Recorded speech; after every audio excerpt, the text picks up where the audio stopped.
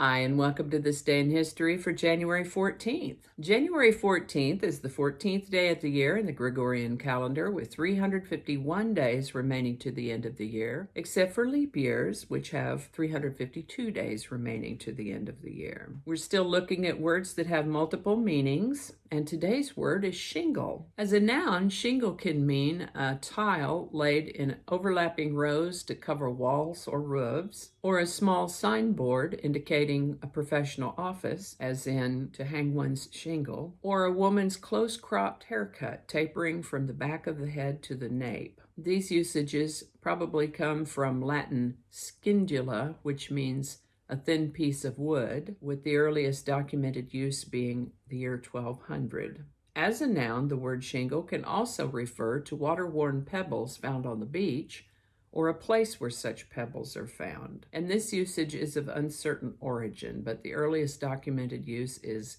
1513. Shingle can also be used as a verb, in which case it can mean to cover with shingles, or to lay out something in an overlapping manner, to cut hair in a shingle. And again, the source of this use is from the Latin scingula, which means a thin piece of wood, whose earliest documented use is the year 1200.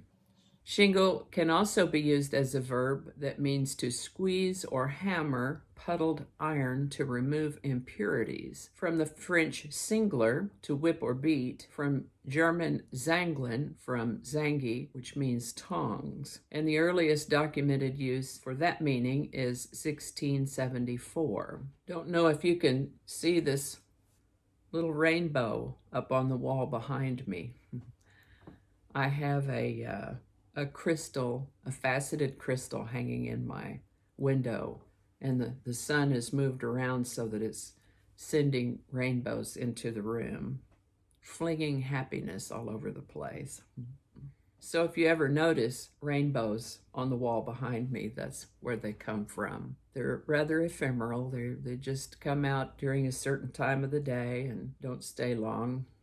They move a little bit and then they're gone, but they come back the next day if the sun is out, so that's nice. Moving on, we're going to start with the year 1639 with the first colonial constitution. In Hartford, Connecticut, the first constitution in the American colonies, called the Fundamental Orders, were adopted by representatives of Wethersfield, Windsor, and Hartford. In 1741, the infamous American trader Benedict Arnold was born. On this day in 1784, the Continental Congress ratified the Treaty of Paris, ending the War for Independence. On this day in 1875, Albert Schweitzer was born. He was a theologian, musician, and philosopher, also a prize-winning physician. He was born on this day in Germany. He lived most of his life serving humanity as a missionary in Africa. And when he won the Nobel Prize, he used it to support his mission by building or adding on to the hospital that he had there. On this day in 1920, John Dodge, who with his brother Horace founded the Dodge Brothers Company, which was once America's third largest automaker, later became part of Chrysler. Well, John Dodge died on January 14th, 1920 at the age of 55. On this day in 1943, FDR became the first president to travel on official presidential business by air when he took a trip across the Atlantic to meet Winston Churchill at Casablanca in North Africa. Marilyn Monroe and Joe Dimaggio first met in 1952. They dated for a couple years and got married on January 14th, 1954. They honeymooned in Japan, but while they were there, Marilyn got a call to go perform for the troops in South Korea, which she did, but she left Joe in Japan on their honeymoon. He didn't like that very much. Unfortunately, things didn't get better from there, and they ended up divorcing about 9 months later. I suspect he continued to love her for the rest of his life because he was the one that came and helped her out when she went in the hospital, and he was the one who paid for her funeral when she died. On this day in 1963, George Wallace was inaugurated as the governor of Alabama. He had promised his followers everlasting segregation.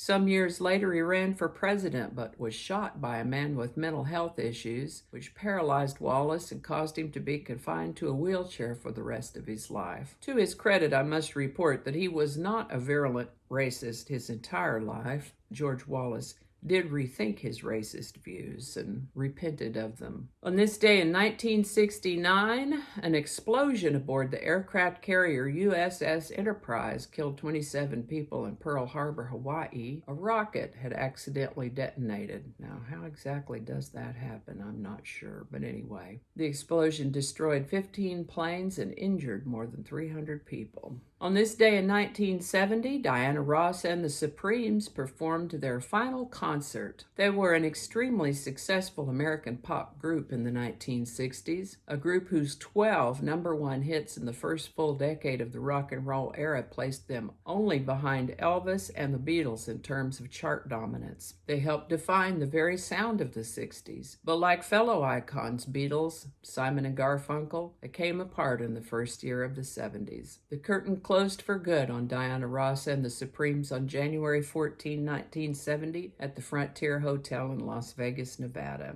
On this day in 1980, gold prices soared. After being released from government control, gold reached a new record price on January 14, 1980, exceeding $800 an ounce. The price of gold, along with the prices of silver and platinum, vary on a daily basis, changing up and down like the stock market. At the time of this recording in 2020, gold prices are in the $1,500 to $1,600 range. And I think that's going to do it for us today. As always, links to my research are included in the show notes. Thank you so much for watching. Give it a like if you enjoyed this video. Consider subscribing if you haven't already, and feel free to share. Don't forget to add your opinions in the comment section below. And while you're on the interwebs looking at videos, check out my other channel, 8 Susquehanna. Thank you so much, and I'll see you next time. The first president to travel. I am happy to report. Your call cannot be taken at the moment, so please leave your message after the tone. Thank you. I don't know how all that's going to go together, or if it's even going to make it to the video. We'll just see. Changing it up.